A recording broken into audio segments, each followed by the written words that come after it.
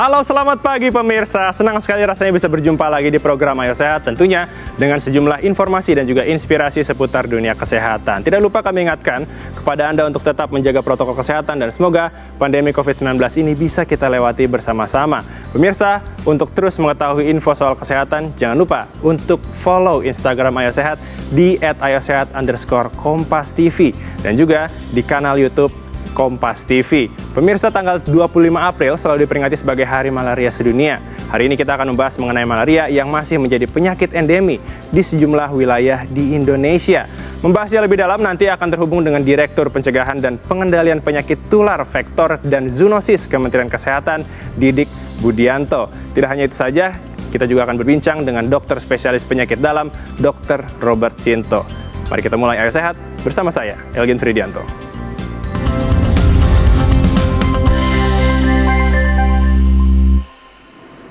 Pemirsa, Organisasi Kesehatan Dunia atau WHO menyebutkan lebih dari 200 juta orang di dunia terkena malaria setiap tahun. Malaria merupakan penyakit infeksi yang disebabkan parasit Plasmodium yang hidup dalam sel darah merah manusia dan ditularkan oleh nyamuk malaria Anopheles. Seperti apa gejalanya? Mari kita simak informasinya berikut ini. Pemirsa, di tengah pandemi COVID-19 yang masih terjadi di berbagai belahan dunia, penyakit malaria masih jadi ancaman di sejumlah daerah di Indonesia, terutama di kawasan Indonesia bagian timur. Melansir Harian Kompas, berdasarkan data Kementerian Kesehatan tahun 2018, malaria di Indonesia menunjukkan masih terdapat 10,7 juta penduduk yang tinggal di daerah endemis menengah dan tinggi malaria. Daerah tersebut terutama meliputi Papua, Papua Barat, dan Nusa Tenggara Timur. Malaria adalah penyakit infeksi akibat gigitan nyamuk Anopheles betina yang terinfeksi parasit Plasmodium. Sejumlah gejala awal malaria yang perlu diwaspadai seperti suhu badan tinggi atau melebihi 38 derajat Celcius, sakit kepala, muntah, nyeri otot, dan diare.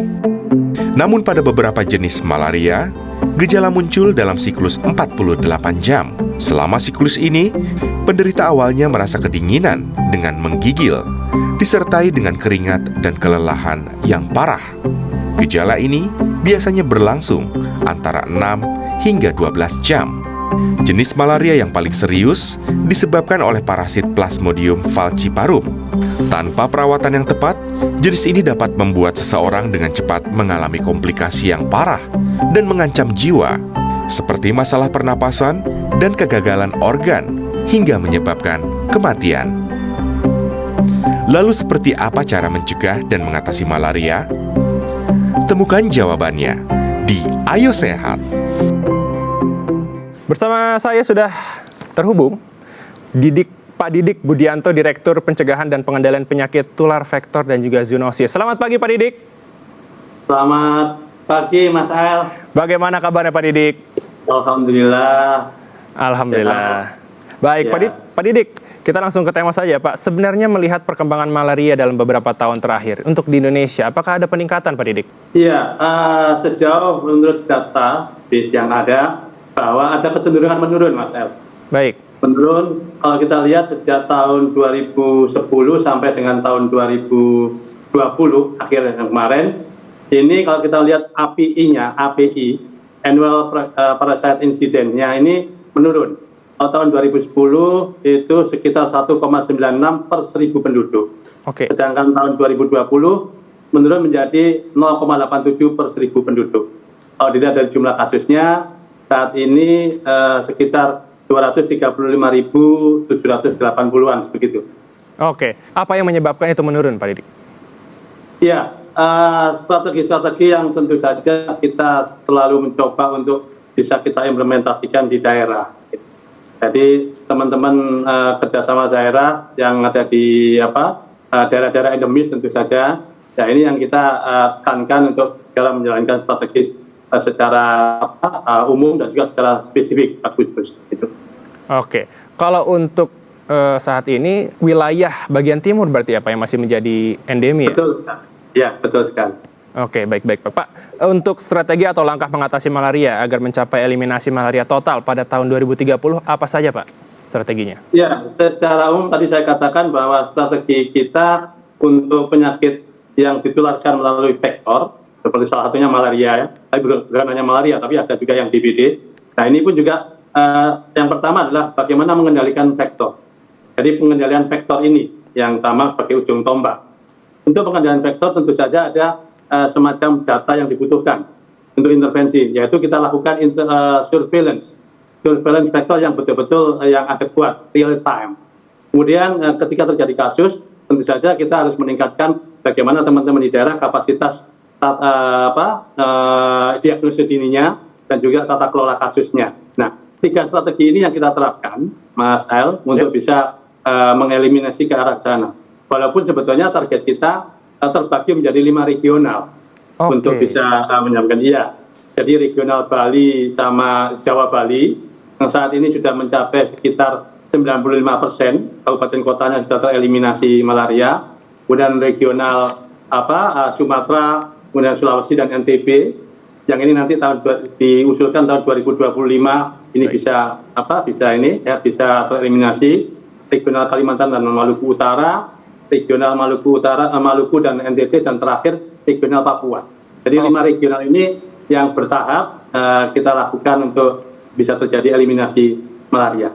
Oke, baik Pak. Untuk sejauh ini apakah ada kendala tersendiri Pak dalam menjalankan strategi tersebut? Iya, tantangan kami ya, bukan kendala tapi tantangan ya. Oh, tantangan, baik. Tantangannya cukup lumayan berat ya. Yang pertama adalah komitmen dari pemerintah daerah ini bahwa sesegera mungkin untuk bisa melaksanakan ini. Oleh karena itu dengan adanya peringatan Hari Malaria Sedunia yang kita peringati setiap tahun ini adalah merupakan bentuk bagaimana kita memotivasi kembali, merefine kembali komitmen ya dari daerah dan pusat. Kemudian di samping itu juga bagaimana mendistribusikan kelambu dari masyarakat sendiri, kelambu yang terinfeksi SIDA itu ya. Nah ini yang juga cukup lumayan tantangannya, karena merasa ada hal-hal yang kurang pas atau gimana ya, seperti ini yang selalu menjadi teman-teman mulai dari daerah dan pusat itu bagaimana mendorong supaya bisa menggunakan itu. Samping itu juga dari sisi sumber daya manusia kita sendiri ya, apalagi tantangan yang berat adalah ketika terjadi pandemi COVID-19 ini. Ya, itu Mas. Oke, baik. Terima kasih Pak Didik untuk informasinya dan semoga untuk strategi atau langkah mengatasi ini agar bisa Indonesia bebas dari malaria di tahun 2030. Pak Didik, sehat terus. Sampai berjumpa lagi. Sama-sama Mas. Ya, terima kasih. Baik. Pemirsa jangan beranjak dulu karena Ayo Sehat akan segera kembali usai jeda.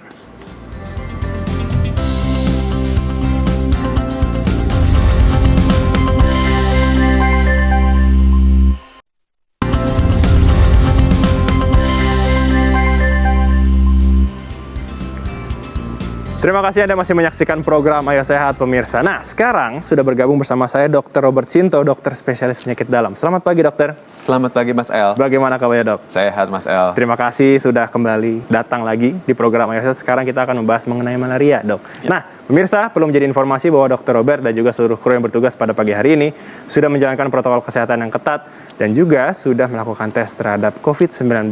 Dr. Robert, kita bicara soal malaria. Malaria ini disebabkan oleh gigitan nyamuk Anopheles. Sebenarnya untuk reaksi dalam tubuh itu seperti apa dok? Kebetulan kita sudah menyiapkan ada informasinya nih di sebelah sini, waspada malaria. Mungkin bisa dijelaskan dok? Ya, jadi dipaparkan di sini bahwa ada 3 yang contohnya ya, plasmodium, tapi sebetulnya lebih dari 3. Sekarang ini kita kenal ada 5 plasmodium, tapi memang yang umum ya Vivax dan falciparum yang banyak. Nah yang terjadi adalah ketika plasmodium tersebut menginfeksi manusia melalui gigitan nyamuk betina dari Anopheles. Kemudian dia masuk ke dalam tubuh, dan dalam tubuh tersebut kemudian ada masa inkubasi sebelum tumbuh gejala, baru akhirnya muncul gejalanya. Oh, oke, baik. Nah, kalau bicara soal masa inkubasi berarti ya, kalau untuk masa inkubasi ini berapa lama kira-kira dok? Jadi rata-rata bisa 1-2 minggu, tapi beberapa spesies dari plasmodium bisa ada yang butuh waktu 3 minggu. Jadi rata-rata kita akan pakai 14 hari lah kurang lebih untuk menyebutkan masa inkubasi dari infeksi malaria. Oh, barulah di situ terjadi infeksi. Gejala muncul. Jadi Jadi antara masuk sampai gejala muncul. Itu 14 hari? Iya. Oke, nah bicara soal gejala-gejala dari malaria ini. Kita juga sudah menyiapkan ada beberapa gejala di sini, dan untuk gejalanya ini kan ada suhu badan di atas 38 derajat. sakit kepala, muntah, nyeri otot, dan diare. Mungkin ada tambahan dok, sekalian dijelaskan juga boleh. Ya, memang gambaran gejala ini adalah gejala umum yang sebetulnya kadang-kadang bukan hanya kita jumpai di malaria. Ya. Jadi gejala penyakit infeksi lain juga gambarannya bisa seperti ini, sakit kepala, mual. Nah, ada hal yang khusus dari demamnya yang mungkin bisa menjadi cara kita untuk mengidentifikasi lebih dini. Yaitu demamnya biasanya polanya siklik. Jadi biasa hari ini demam, kemudian bisa besoknya atau 2 harinya berikutnya, tergantung dari jenis plasmodiumnya. Tadi saya sampaikan ada 5 jenis plasmodium. Jadi ada tertentu plasmodium yang demamnya itu bersiklusnya hari Senin, kemudian Rabu baru demam lagi. Oke, berarti di tengah-tengahnya itu turun ya? Tidak ada gejala panas sama sekali. Kemudian yang kedua biasanya demamnya itu tinggi, menggigil, sesudah itu keluar keringat banyak. Jadi kalau dikenal istilah medisnya ada trias malaria tadi. Baik. Nah, kalau untuk pengobatannya seperti apa sih dok? Ya, jadi pengobatannya kita bagi dulu apakah ini malaria yang ringan atau malaria yang berat. Kalau malaria berat, kita akan berikan dalam bentuk suntikan. Suntikannya nanti kemudian akan dilanjutkan dengan obat minum, sama seperti malaria ringan. Nah, malaria ringan tadi, obatnya nanti berupa tablet, diminumnya 3 hari berturut-turut sampai habis untuk satu jenis obat. Satu lagi ada obat yang harus diminum selama 14 hari, 1 hari 1 tablet, kalau memang jenisnya adalah Vivax. Jadi sangat tergantung dari spesiesnya. Baik. Berarti memang harus dilakukan pengecekan terlebih dahulu oleh dokter ya dok? Ya, betul. Baik. Nah, untuk sejauh ini, kalau bicara soal vaksin, apakah malaria ini ada vaksinnya dok? Ya, sampai saat ini belum ada vaksin yang memang sudah established. Jadi semua vaksin malaria dalam proses trial, dalam proses percobaan gitu ya. Tapi sampai saat ini belum ada satu vaksin sukses yang kemudian bisa dipasarkan untuk dipakai secara umum. Baik. Nah, dok, dulu kita sempat mengetahui bahwa tanaman kina ini efektif untuk mengobati ya istilahnya penyakit malaria ini. Apakah sampai sekarang masih bisa juga dok? Ya, sampai sekarang kita masih bisa pakai kina, tetapi ada banyak regimen baru, ada beberapa regimen baru, obat baru yang lebih simpel pemakaiannya, efek sampingnya lebih ringan juga, dan mudah didapatkan. Sehingga sekarang kita masih menggunakan kina di dalam program malaria Departemen Kesehatan, Kementerian Kesehatan, tapi kita pakai dia sebagai lini kedua, bukan sebagai lini pertama. Oke, berarti hanya untuk istilahnya kalau bisa bilang cadangan kali ya dok? Ya, kalau gagal dengan pengobatan pertama, kita bisa pilihkan kedua, atau di dalam tempat kita tidak bisa atau tidak mendapat akses untuk obat pertama tersebut, kita masih bisa menggunakan kina. Tanaman kina. Baik. Nah, pemirsa, Dr. Robert, berikutnya tim Sehat sudah menyiapkan beberapa pertanyaan nih dari netizen yang mungkin Dr. Robert bisa langsung menjawab. Yang pertama, ada Mit Azmi, dok, gejala malaria dan demam berdarah sama atau tidak? Kan sama-sama digigit nyamuk. Monggo dok. Ya, betul. Jadi sama-sama digigit nyamuk, tapi nyamuknya berbeda. Itu pertama dulu. Kemudian yang kedua, gejalanya sama-sama tadi demam, nyeri otot, tapi kalau demam berdarah, biasanya demam mendadak tinggi, kemudian bertahan lama, turun dengan obat, tidak lama naik lagi. Nah, itu berbeda dengan malaria. Kalau malaria, tadi saya sampaikan, yang khas adalah bentuk sikliknya tersebut, yang tidak didapatkan di demam berdarah. Baik. Nah, berikutnya nih, dok. Berikutnya ada dari @Xiao Ahmad. Dok, apakah malaria ini penyakit menular jika kita berinteraksi dengan penderitanya? Ya, jadi menularkannya lewat vektor tadi nyamuk ya pengantaranya. Jadi selama tidak ada nyamuk di lingkungan tersebut, maka sebetulnya dia tidak bisa menular. Jadi menularnya adalah kalau nyamuk menggigit seorang penderita malaria, kemudian memindahkan komponen plasmodium tersebut sebelum menggigit ke orang kedua. Jadi kalau kita berada di, misalnya Jakarta itu bukan daerah endemis malaria. Jadi misalnya saya pulang dari Papua, kemudian saya terkena malaria di Jakarta. Maka karena tidak ada nyamuk tersebut di Jakarta, maka saya tidak mungkin menularkan ke orang lain. Karena tidak ada perantaranya tersebut. Tapi kalau misalnya ada nyamuk yang menggigit saya yang sudah terkena malaria, iya, bisa. Kalau kita nyamuknya spesies tadi yang Anopheles tadi. Jadi harus yang spesifik tersebut. Oke, baik. Tapi kalau bicara soal bagaimana sih kita cara agar terhindar dari gigitan nyamuk ya, ini sekalian mungkin pesan untuk masyarakat ya, agar menjaga lingkungan juga sih dok. Bagaimana? Jadi yang pertama, jadi ada ABCD namanya ya. Yang pertama awareness of risk factor. Jadi lihat risk factornya. Apakah kita benar di lingkungan malaria atau tidak? Kalau memang kita di lingkungan malaria, apakah memang kita perlu berada di lingkungan tersebut atau tidak? Kemudian yang kedua nanti ada bite prevention. Jadi mencegah gigitan. Itu bisa banyak, lengan panjang, kemudian kalau tidak perlu keluar malam, tidak keluar malam, terus pakai repelen untuk obat nyamuk atau tidur pakai kelambu gitu ya. Kemudian yang C, kemoprofilaksis. Jadi pada keadaan tertentu kita bisa berikan obat untuk pencegahan supaya tidak tergigit malaria. Baru yang keempat, diagnosis. Jadi diagnosis dini, begitu ada gejala, datang ke dokter, dokter akan mendiagnosis dini sehingga terapinya bisa dimulai lebih dini. Oke, baik. Nah, Dr. Robert, ini ada pertanyaan lagi dari netizen. Yang ketiga, ini adalah di @EKRHMWT. Dok, wanita hamil dan anak bayi apa benar masuk ke fase yang rentan terkena malaria?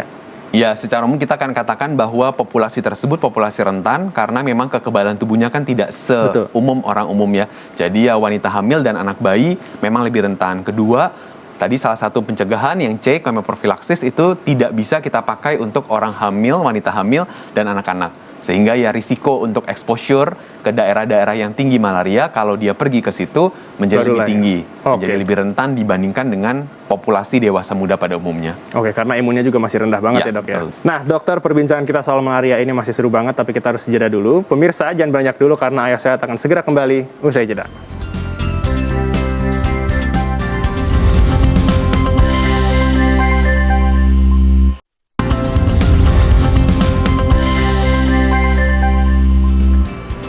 Anda kembali menyaksikan program Ayo Sehat, pemirsa. Masih bersama dengan Dr. Robert. Dr. Robert, sekarang kita akan membahas mengenai mitos atau fakta. Di sini saya memiliki properti, fakta, atau mitos. Dan silakan dokter pegang. Saya akan membacakan beberapa teori yang tersebar ya di masyarakat. Yang pertama, bawang putih ampuh untuk mengusir nyamuk malaria. Mitos atau fakta, dokter? Oke, saya jawab fakta ya. Fakta?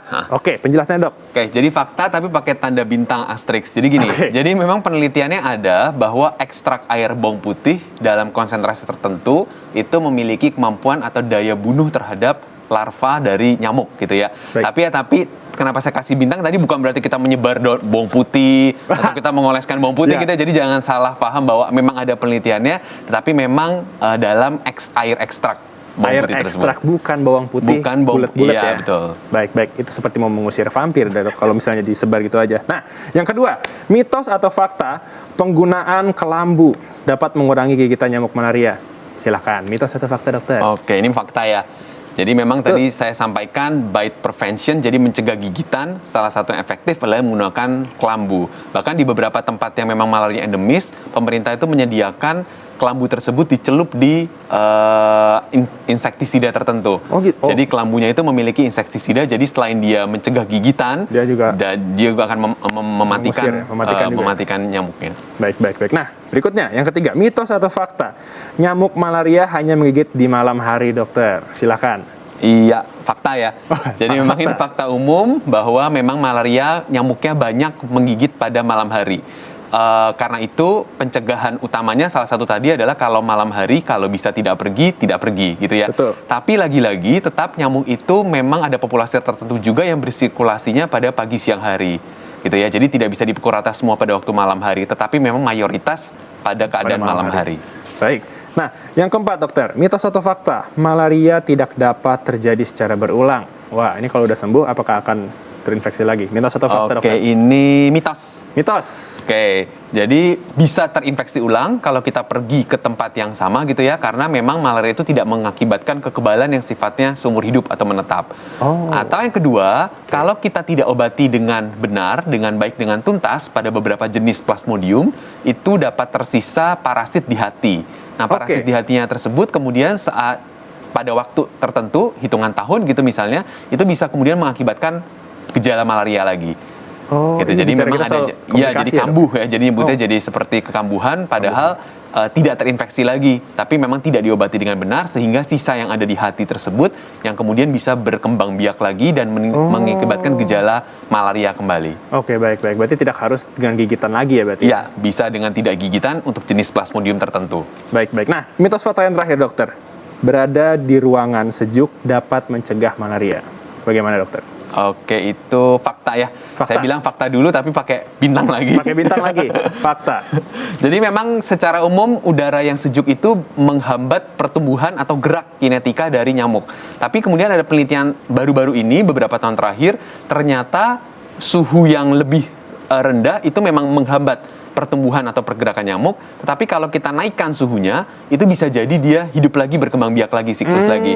Gitu. Jadi tidak berbentuk absolut gitu, suhu rendah, suhu sejuk, suhu dingin, dia mati, tetapi sebetulnya lebih ke arah relativitas.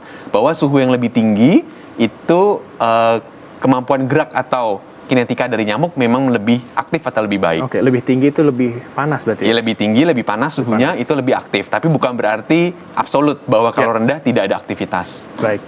Karena kan kebanyakan dari kita mungkin tidur malam hari menggunakan AC atau kipas angin ya, dok? Iya, betul. Baik. Nah, terakhir, Dr. Robert mungkin bisa memberikan tips kepada pemirsa agar terhindar dari malaria mungkin.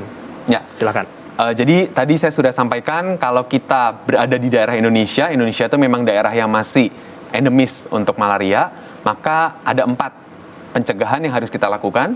Yang tadi saya singkat dengan ABCD. Yang A, awareness risk. Jadi kalau kita pergi ke daerah tertentu, lihat dulu apakah memang daerah tersebut daerah yang tinggi malaria atau tidak. Kemudian yang kedua adalah mencegah gigitan. Tadi cara-cara sederhananya misalnya kita pakai repellent, kita pakai kelambu kalau tidur, kemudian kalau tidak perlu-perlu banget malam tidak usah pergi, atau kalau memang terpaksa pergi malam kita pakai lengan panjang, pakai celana panjang, gitu ya. Kemudian kalau yang C, kemopropilaksis, konsultasikan ke dokter untuk menilai apakah memang kita perlu mengkonsumsi obat malaria pencegahan atau tidak. Dan yang terakhir adalah diagnosis. Jadi sesegera mungkin kalau muncul gejala, kita kaitkan dengan kemungkinan malaria, datang ke dokter, biar didiagnosis dini, biar bisa diobati dini untuk mencegah komplikasi lebih lanjut akibat malaria berat. Oke, baik. Terima kasih Dr. Robert untuk informasinya. Nah, semoga apa saja, semua informasi yang tentunya sudah diberikan oleh Dr. Robert ini bisa bermanfaat bagi pemirsa Ayo Sehat agar terhindar dari malaria. Dan jika ingin berpergian, terutama ke daerah timur ya dok ya, kalau tidak salah, itu harus bisa ABCD. Semuanya kita untuk mencegah malaria. Nah, usai sudah 30 menit, saya dan juga Dr. Robert menemani Anda di program Ayo Sehat edisi kali ini. Tetap saksikan program Ayo Sehat setiap hari Senin hingga hari Jumat pukul 10.30 waktu Indonesia bagian Barat. Hanya di Kompas TV, independen, terpercaya. Saya Algin Fridianto bersama dengan Dr. Robert pamit undur diri. Ingat, tetap patuhi protokol kesehatan, menjaga jarak, mencuci tangan, dan juga menggunakan masker. Sampai jumpa.